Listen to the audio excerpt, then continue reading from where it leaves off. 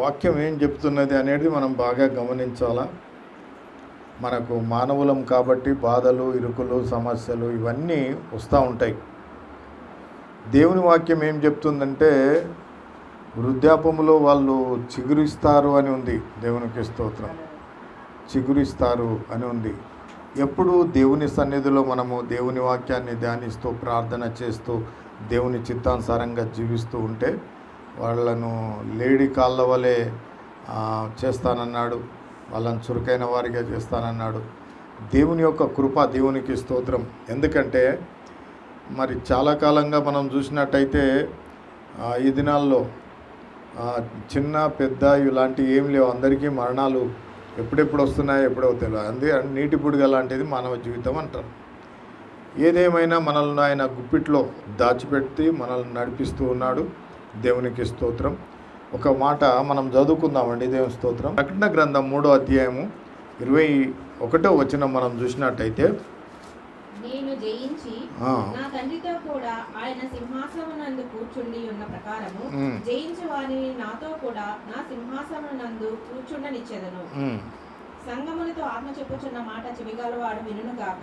చూడండి, యేసు ప్రభు మాట్లాడుతూ ఆయన అంటున్నాడు, నేను జయించి నా తండ్రితో కూడా ఆయన సింహాసనమందు ఉన్న ప్రకారము జయించు వానిని నాతో కూడా నా సింహాసనం మీద కూర్చుని పెడతాను అన్నాడు. యేసు ప్రభు జయించాడు. ఆయన తండ్రి సింహాసనం మీద కూర్చున్నాడు. మనము జయిస్తే ఆయన యొక్క సింహాసనం మీద, యేసు ప్రభు యొక్క సింహాసనం మీద కూర్చుని పెడతాడంట. ఇంత గొప్ప ధన్యత దేవుడు మనకిచ్చాడు. జయించే వారిగా ఉండాలి. యేసు ప్రభు దేన్ని జయించాడు? పాపమును జయించాడు, లోకమును జయించాడు. లోకములో ఉన్న అనేక శ్రమలు, ఇరుకులు, ఇబ్బందులు వీటన్నింటినీ జయించాడు. యేసు ప్రభుకు వచ్చినన్ని శ్రమలు మనకు రాలేదు. యేసు ప్రభుకు చాలా శ్రమలు వచ్చాయి. అన్ని శ్రమలు మనకు రాలేదు. ఆయనను రకరకాలుగా శ్రమ పెట్టారు.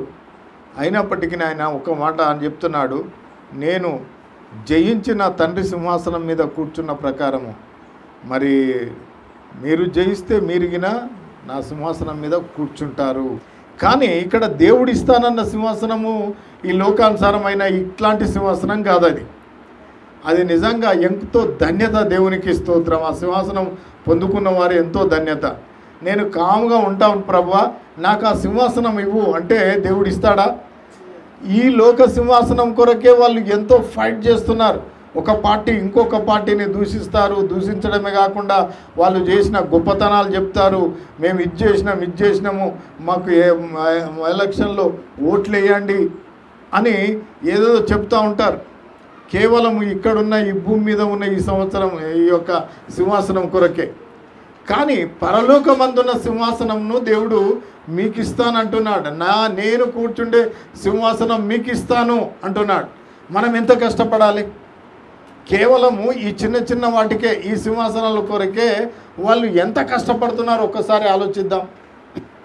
దేవుని సన్నిధిలో కష్టపడాలి. కష్టపడందే మనం ఏం సాధించలేము. దేవుని సన్నిధిలో కూడా మనం ఆ సింహాసనము, దేవుని యొక్క సింహాసనం, యేసు ప్రభు కూర్చున్న సింహాసనం మీద కూర్చోవాలంటే మనం కష్టపడాలి, బాగా కష్టపడాలి. అయితే దేవుడు అంటున్నాడు, మీకు సాధ్యం కానంత దాన్ని నేను చేయను, మీకు సాధ్యం కానంత నేను మీకు అట్లాంటి శ్రమ ఇయ్యను. మీకు ఎంతవరకు సాధ్యమవుతుందో అదే ఇస్తాను. కానీ మీరు కష్టపడే ప్రయత్నంలోనే ఉండాలి అని అంటాడు. దేవుని స్తోత్రం.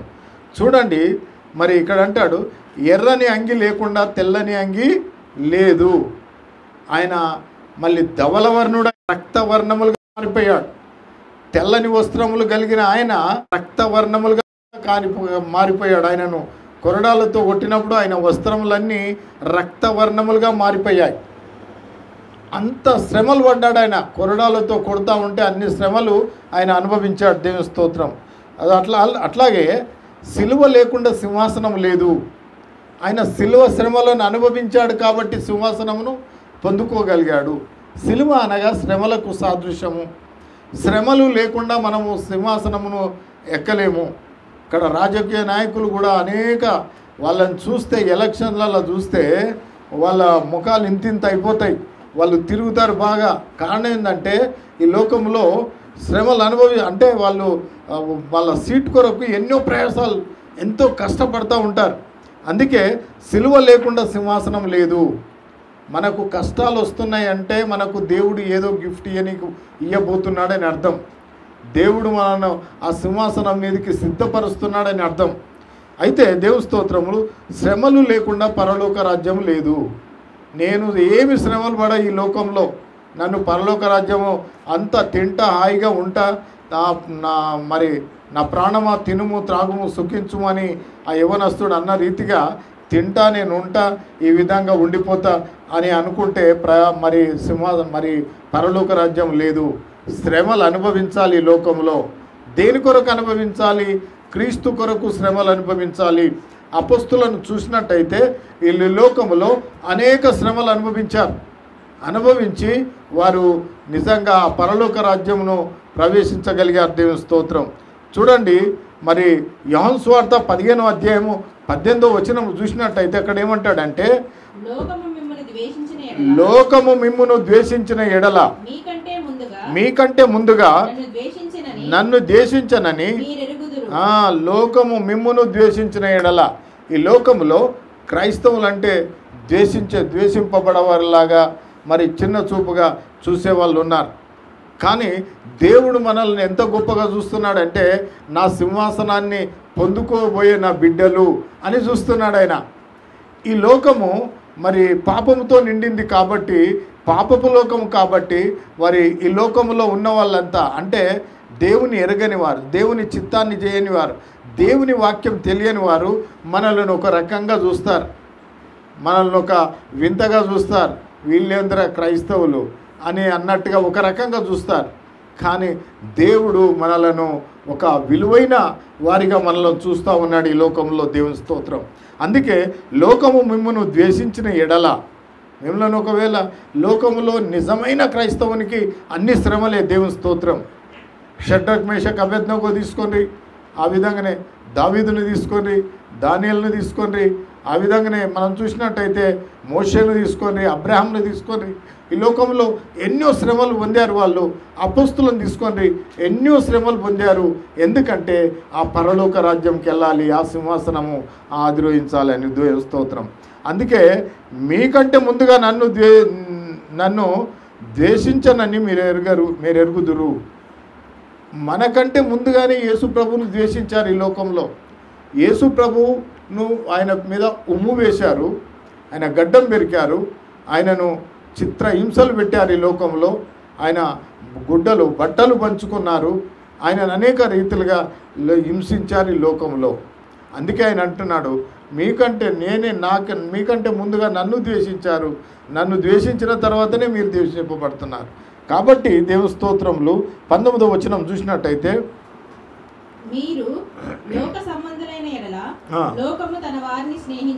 మనము లోక సంబంధంగా జీవిస్తే మనల్ని అత్తుకుంటారు, లోకము మనల్ని ప్రేమిస్తారు, మనల్ని గౌరవిస్తారు. మనము లోకస్తులకు అపోజిట్గా జీవిస్తున్నాం.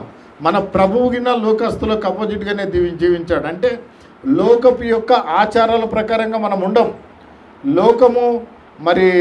లోకము ఏ విధంగా అయితే మరి లోకాన్ని అత్తుకొని ఉంటుందో, లోకములో ఉన్నదంతా ఏంటిదంటే శరీరాశ, నేత్రాశ, జీవపడంబం, ఇవి తండ్రి వలన కలిగినవి కావు. లోకస్తులందరూ వీటిని అత్తుకొని జీవిస్తారు. కానీ మనము దేవుణ్ణి అత్తుకొని జీవించాలి.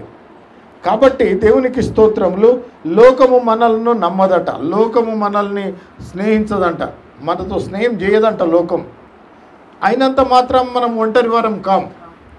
మనకు ఉన్నతమైన దేవుడు మనకు తోడు ఉన్నాడు. కాబట్టి దేవునికి స్తోత్రములు. చూడండి, షడ్రక్ మేషక్ అబేద్నెగోలను అగ్నిగుండంలో వేస్తే వారి ముగ్గురు వేస్తే 4 తిరిగారు. అక్కడ దేవుడు తోడునీడగా ఉన్నాడు. ఆ విధంగానే మనకు తోడునీడగా ఉంటాడు. కాబట్టి మనం బలహీనపడవలసిన పని లేదు. దేవునికి స్తోత్రం. ఇంకేమంటాడంటే, అయితే మీరు లోక సంబంధులు కారు. లోకానుసారంగా ఎవరైతే నడుచుకోవడం లేదో వాళ్ళు లోక సంబంధులు కారు. దేవుడు అంటున్నాడు, నేను మిమ్ములను లోకములో నుండి ఏర్పరచుకొంటిని. అపోస్తులు 12 మందే. వారిని ప్రత్యేకంగా లోకములో నుండి దేవుడు ఏర్పరచుకున్నాడు. మనలను కూడా దేవుడు ఏర్పరచుకున్నాడు. కాబట్టి ఈ ఆదివారము దేవుని సన్నిధిలో మనం ఈ విధంగా కూర్చుండి ప్రార్థన చేయగలుగుతున్నాం. లోకంలో చాలామంది ఉన్నారు, అందరు రావడం లేదు, అందరూ మరి కూర్చోవడం లేదంటే అర్థం ఏంటంటే వాళ్ళను దేవుడు ఏర్పరచుకోలేడు, మనల్ని ఏర్పరచుకున్నాడు. మనము అందుకే దేవుడు మనల్ని ఒక ప్రత్యేకమైన వారిగా ఉంచాడు. కాబట్టి మనం ఈ సమయంలో దేవుని సన్నిధిలో గడుపుతున్నాం. ఇంత ఎండ ఇదంతా ఉన్నప్పటికీ దేవుని సన్నిధిలో మనల్ని గడపడానికి కారణం ఏంటంటే దేవుడు మనల్ని ఏర్పరచుకున్నాడు. అయితే దేవుని స్తోత్రం ఏమంటాడంటే ఇంకా అందుకే లోకము మనల్ని ద్వేషిస్తుంది, హింసిస్తుంది, దూషిస్తుంది, మనల్ని రకరకాలైన మాటలు అంటుంది. అయినప్పటికీ దేవుడు మనలను ప్రేమిస్తున్నాడు. ఈ లోకంలో మనం ఎన్ని శ్రమలు పొందితే, ఎంతమందితోని శత్రువులతో దేవుని విషయంలో మనం మాటలు పడినా, ఎన్ని మాటలు పడినా, ఎన్ని హింసలు పొందినా దేవుని సన్నిధిలో అంత గొప్పవారం మనం. ఇక్కడ శ్రమలు పొందితే అక్కడ గొప్పవారం. కాబట్టి మన యొక్క తపన, మన యొక్క దాహము ఎలా ఉండాలంటే దేవుని కొరకే ఉండాలి. దేవుని స్తుతించడంలో, దేవుని ఆరాధించడంలో, దేవుని మహిమపరచడంలో మనము దినదినము మరి దేవుని సన్నిధిలో ఉండాలి. లోకంలో అందరికీ కలిగినట్టు మనకు శ్రమలు కలుగుతాయి. అయినప్పటికీ దేవునికి స్తోత్రం, దేవుని సన్నిధిలో ఉన్నట్లయితే ఆయన మనలను దినదినము నడిపిస్తాడు. దేవుని స్తోత్రం. యోహాను సువార్త 16వ అధ్యాయము 33వ వచనం మనం చూసినట్టయితే, నా యందు మీకు సమాధానం కలుగునట్లు యేసుప్రభు అంటున్నాడు, నా యందు మీకు సమాధానం కలుగునట్లు ఈ మాటలు మీతో చెప్తున్నాము. మీకు శ్రమ కలుగును, ఆయనను ధైర్యం తెచ్చుకోండి. ఆమేన్. దేవునికి స్తోత్రం. యేసుప్రభు చెప్తున్నాడు, లోకంలో మీకు శ్రమ కలుగుతుంది, మీకు కష్టాలు వస్తాయి, సమస్యలు వస్తాయి, ఇరుకులు వస్తాయి, ఇబ్బందులు వస్తాయి, ఇవన్నీ వస్తాయి. అయినను ధైర్యం తెచ్చుకొనుడి. ఎందుకు ధైర్యం తెచ్చుకోవాలంటే నేను లోకమును జయించి ఉన్నాను, లోకాన్ని నేను జయించి ఉన్నాను. కాబట్టి మీకు కష్టాలు వచ్చినా, సమస్యలు వచ్చినా ఈ లోకాన్ని జయించేవారిగా మీరు ఉంటారు. కాబట్టి మీరు ధైర్యం తెచ్చుకోండి అని ఆయన చెప్తా ఉన్నాడు. దేవుని స్తోత్రం. ఎందుకంటే ఆయన కంటే ఎక్కువ శ్రమలు మనకు రానియడైనా. ఆయనను ఎట్లా అంటే ఆయన శ్రమలు మనం తట్టుకోలేము. ఆయన చాలా శ్రమలు పడ్డాడు. కానీ మీకు అంత ఎక్కువ శ్రమలు మీకు రానివ్వను. ఎందుకంటే మీరు పొందవలసిన శిక్ష, మీకు రావాల్సిన శిక్ష నేనే అనుభవించాను. మీ పాపములన్నీ నా వీపు మీద వేసుకున్నాను. మీరు పొందవలసిన దెబ్బలు నేను తిన్నాను. నేను మరి మీ కొరకు నేను దరిద్రుడనయ్యాను. సమస్తము మీకు రాకుండా అందుకే మనకు అన్ని శ్రమలు లేవు. యేసు ప్రభు పొందకుంటే మనం అనేక శ్రమలు అనుభవించే వాళ్ళమేమో. మనకు రావాల్సిన శిక్ష ఆయన అనుభవించాడు కాబట్టి మనకు ఫ్రీడమ్ ఉంది. చిన్న శ్రమలు మనకు వస్తున్నాయి. వీటి అందు నమ్మకంగా జీవించినట్టయితే మనము మరి యేసు ప్రభు యొక్క సింహాసనం మీద కూర్చుంటాము. ఆయన అన్నాడు, నా తండ్రి సింహాసనం మీద నేను కూర్చున్న రీతిగా మీరు నా సింహాసనం మీద మిమ్మల్ని కూర్చున్నబెడతాను అన్నాడు. దేవుని స్తోత్రం. కాబట్టి శ్రమలకు భయపడొద్దు, కష్టాలకు భయపడొద్దు, భయపడి పారిపోవద్దు. మనము శ్రమలను ఎదిరిస్తూ ముందుకు సాగాలి. దేవునికి స్తోత్రం. చూడండి, దేవుని స్తోత్రము. 2 తిమోతిలకు రాసిన పత్రిక 3వ అధ్యాయం 12వ వచనం చూసినట్టయితే, క్రీస్తు యేసునందు సద్భక్తితో చూడండి, ఇక్కడ దేవుడు చెప్తున్నాడు, క్రీస్తు యేసునందు సద్భక్తితో బ్రతికనుద్దేశించు వారు హింస పొందుతారంట. సద్భక్తితో, మంచి భక్తితో బ్రతకనుద్దేశించు వారు హింస పొందుతారంట. నిజంగా మరి లోకంలో మరి అన్నిటితో కలిసి మామూలుగా వెళ్ళిపోయే వారికి హింసలు లేవు. కానీ మంచి భక్తితో, సద్భక్తితో బ్రతకనుద్దేశిస్తే వారు అనేక హింసలు పొందుతారంట. అసలైన క్రైస్తవులు అప్పుడు వాళ్ళు బయలుపరచబడతారు. అసలైన క్రైస్తవత్వం అక్కడ మనకు అర్థమవుతుంది. వారు యేసు కొరకు ఏదైనా, మనం చూస్తాం కదా అపోస్తులను మనం చూద్దాం. దేవుని స్తోత్రం. హెబ్రీయులకు రాసిన పత్రిక 11వ అధ్యాయం 36వ వచనంలో మనం చూసినట్టయితే అపోస్తులు ఏ విధంగా బ్రతికారనేది కొన్ని చూద్దాం దేవుని స్తోత్రం. మరికొందరు తిరస్కారములను కొరడా దెబ్బలను మరి బంధకములను ఖైదీను అపొస్తలులు చూసినట్టయితే అపొస్తలులే కాకుండా ఇంకా చాలామంది భక్తులు దేవుని యందు జీవిస్తున్న భక్తులు ఏం చేశారంటే తిరస్కారమును తిన్నారు, కొరడా దెబ్బలు తిన్నారు, మరి బంధకములను ఖైదీలను అనుభవించినట్లుగా మనం చూస్తాం. ఇంకా 37వ వచనం చూస్తే రాళ్లతో కొట్టబడ్డారు. స్టెఫెన్ ఆ విధంగా వాక్యము బోధిస్తుంటే, సత్యము బోధిస్తుంటే స్టెఫెన్ను రాళ్ళు తీసుకొని కొట్టారు, రాళ్ళు తీసుకొని కొట్టి చంపేశారు, రాళ్లతో కొట్టి చంపేశారు. మీరు బాగా అర్థం చేసుకోండి, ఒక రాయి మనకు తట్టు తగిలితే ప్రాణం పోయినట్టు అవుతుంది అది ఎంతో. కానీ స్టెఫెన్ను నిలబెట్టి అందరూ రాళ్ళు పట్టుకొని రాళ్లతో కొడుతుంటే స్టెఫెన్కి ఎక్కడక్కడ దెబ్బలు తాకుతూ ఉంటే రాళ్ళు తీసుకొని కొట్టి రాళ్లతో కొట్టి చంపారు. ఆయన ఎంత అనుభవించాడు? ఎందుకు అంటే యేసుక్రీస్తు దేవుడని, యేసుక్రీస్తు ప్రభు అని ప్రకటించితే ఆయన రాళ్ళ తీసుకొని కొట్టి చంపారు. చూడండి దేవుని స్తోత్రములు. కొడుతున్నప్పటికీ ఆయన దెబ్బలు తింటున్నాడు, ఒక్కొక్క రాయి వచ్చి తాకుతూ ఉంది, అందరూ రాళ్ళు చుట్టూ నిలబడి రాళ్లతో కొడుతూ ఉన్నారు.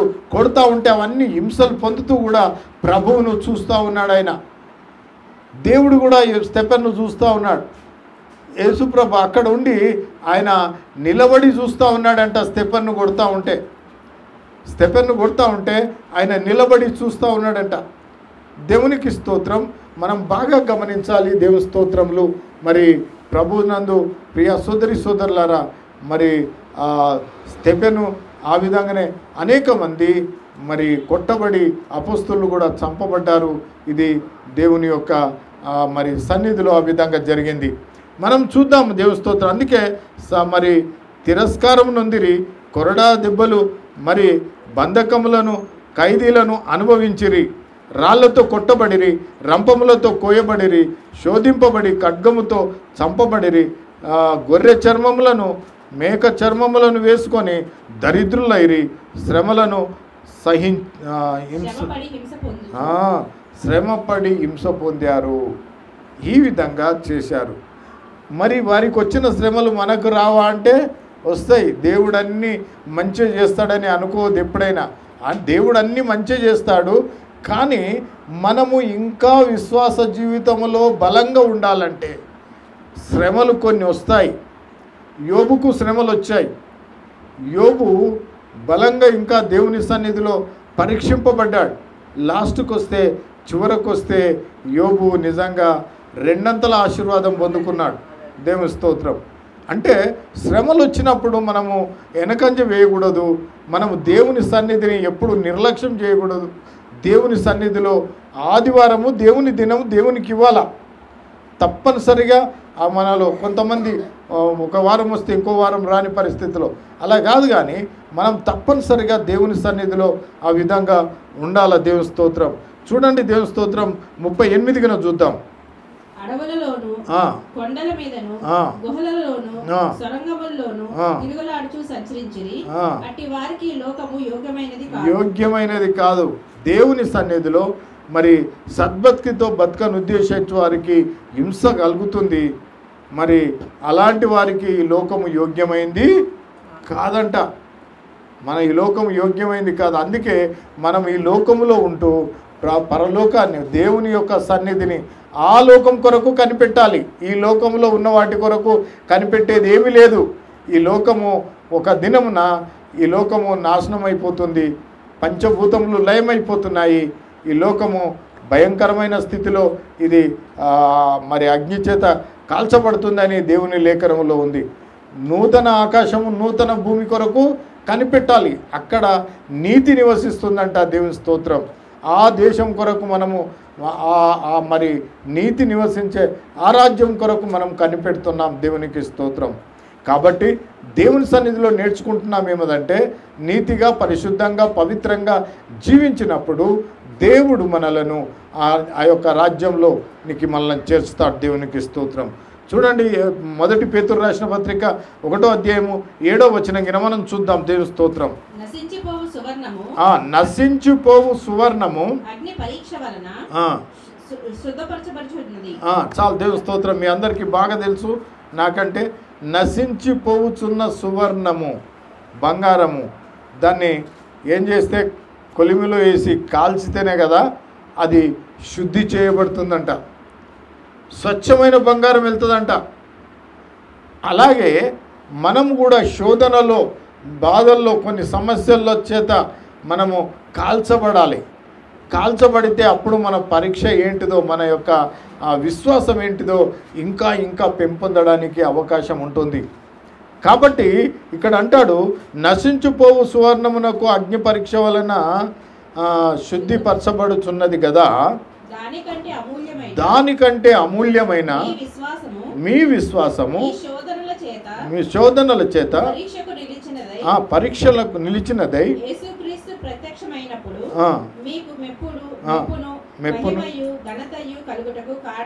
ఆమేన్. దేవునికి స్తోత్రం. ఇక్కడ చూడండి, మరి మీ విశ్వాసము ఈ శోధన చేత పరీక్షకు నిలిచినదై యేసుక్రీస్తు ప్రత్యక్షమైనప్పుడు మీకు మెప్పును, మహిమను, ఘనతను కలుగుటకు కారణమగును.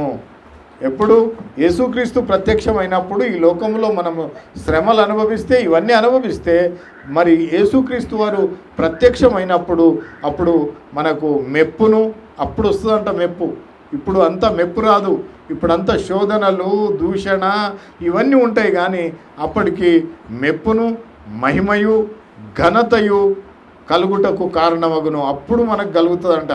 కాబట్టి ఇప్పుడు ఎవరో మనలను ఘనపరచాలి, ఎవరో మనలను గౌరవించాలి, ఎవరో మనలను మహిమపరచాలి అని ఇక్కడ మనం చూడకూడదు. కానీ ఎన్ని శోధనలు వచ్చినా, ఎంతమంది నిరాకరించినా, ఎంతమంది మనలను వేరే విధంగా అపార్థం చేసుకున్నా, శోధించిన, కొరడాలతో మరి కొట్టిన, మరి దేనితో అయినా ఇక్కడ అన్నీ సహించాలి.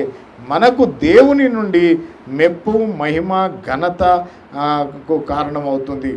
మనం ఆయన నుండి వచ్చే ఘనతను పొందుకోవాలి, దాని కొరకు కనిపెట్టాలి.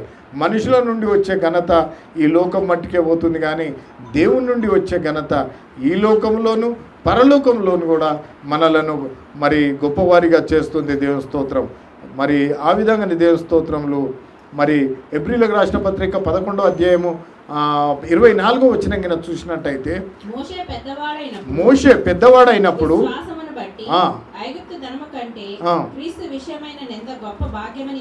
చూడండి, మోషే కూడా పెద్దవాడైనప్పుడు, మోషే మరి రాజగృహంలో పెరిగాడు, మరి రాజుగా కావాల్సిన వాడు.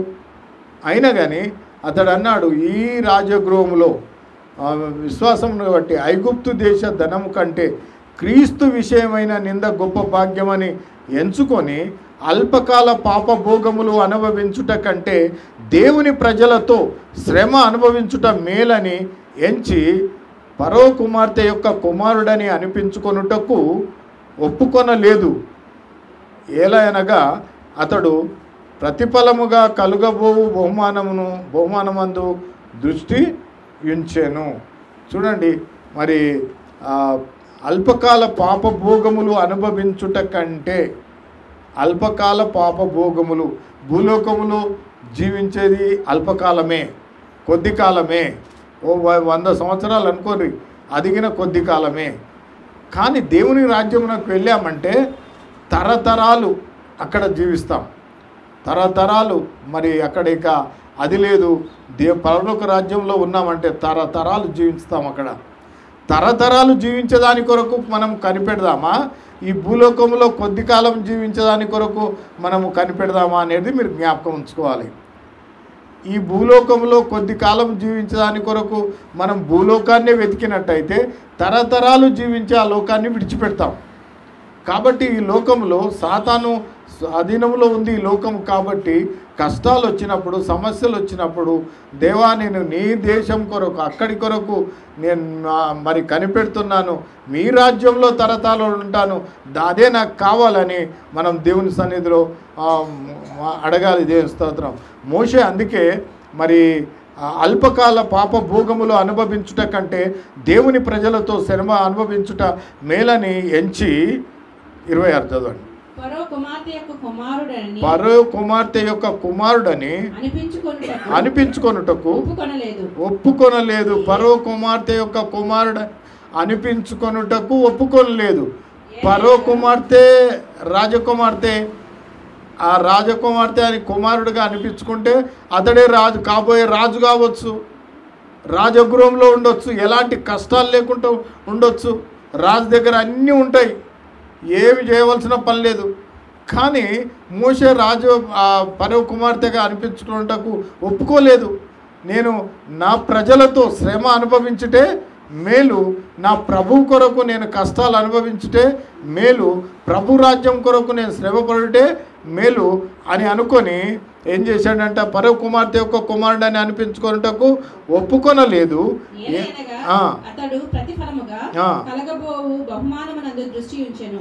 ప్రతిఫలముగా కలగబోవు బహుమానము నందు దృష్టి ఉంచాడంట. దేవుని నుండి వచ్చే బహుమానం నందు దృష్టి ఉంచాడంట.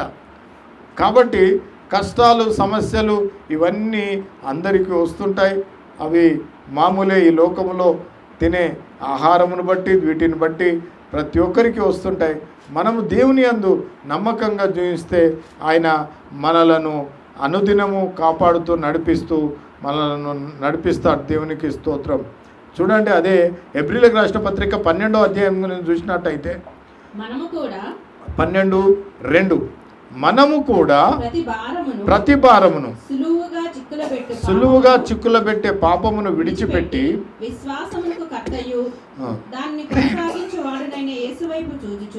చూడండి, ఇక్కడ ఏమంటాడంటే విశ్వాసమునకు కర్తయు దాన్ని కొనసాగించువాడునైన యేసు వైపు చూచుచు మన ఎదుట ఉంచబడిన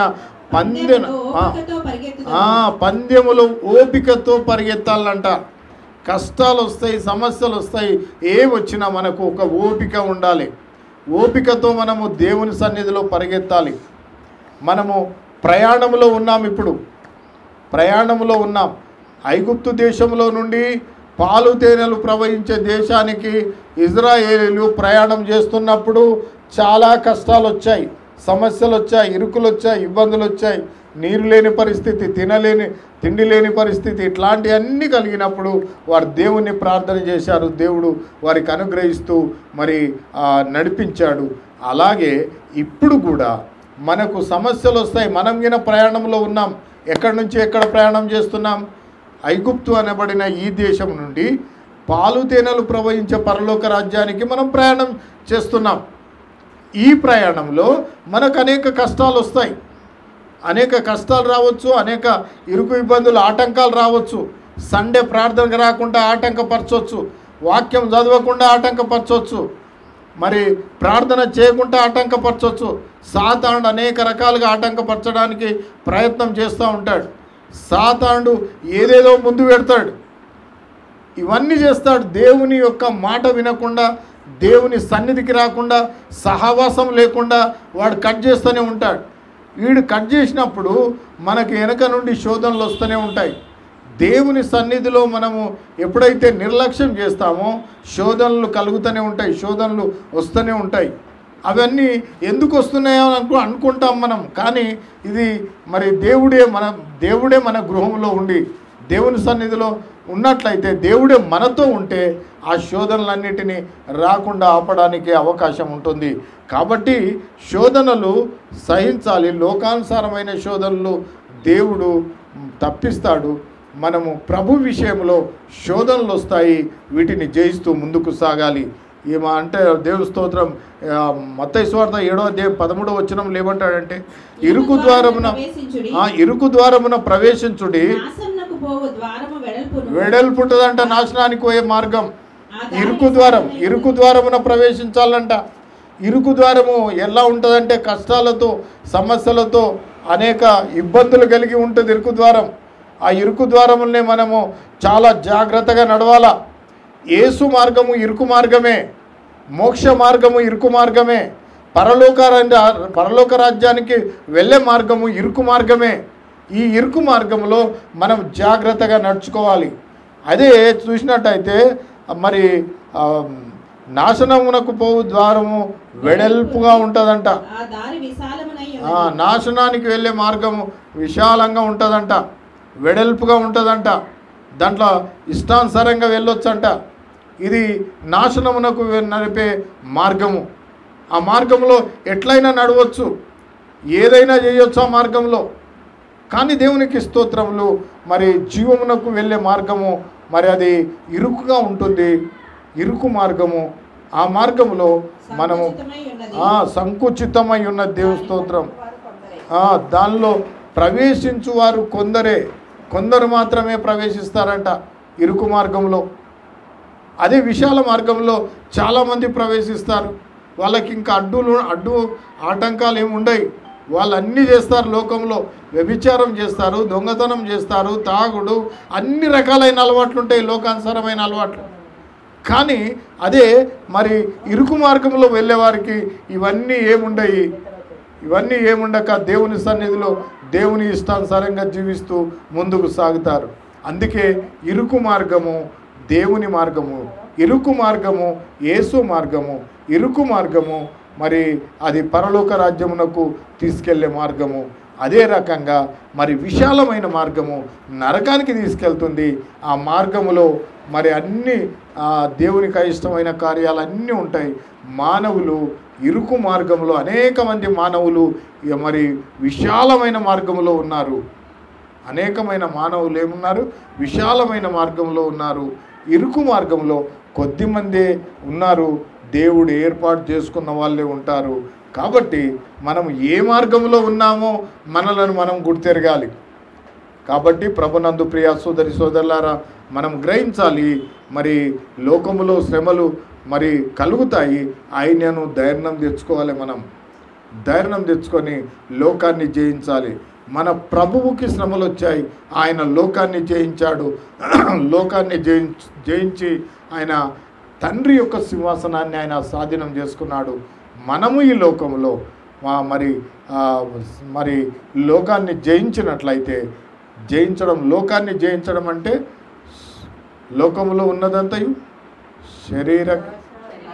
శరీరాశ, నేత్రాశ, జీవపుడంబం, ఇవి తండ్రి వలన కలిగినవి కావు. వీటిని మనం ఎప్పుడు జయిస్తామో మనకు యేసు ప్రభు ఆయన సింహాసనాన్ని ఇస్తాడంట. ఎంత గొప్ప అది చూడండి. లోకంలో ఉండే సింహాసనాల కొరకు మరి చిన్న చిన్న వాటి కొరకు కొట్లాడతారు. ఈ సింహాసనాన్ని పొందుకోవడానికి కొట్లాడాలి, ఈ సింహాసనాన్ని పొందుకోవడానికి ప్రయాసపడాలి. ఇలాంటి దేవుడు ఇలాంటి కృప మనకు అనుగ్రహించి నడిపించలాగిన మనం ప్రార్థన చేద్దాం. దేవునికి స్తోత్రములు. ఈ చిన్న వాక్యాన్ని దేవుడు దీవించి ఆశీర్వదించును గాక. దేవుని స్తోత్రం.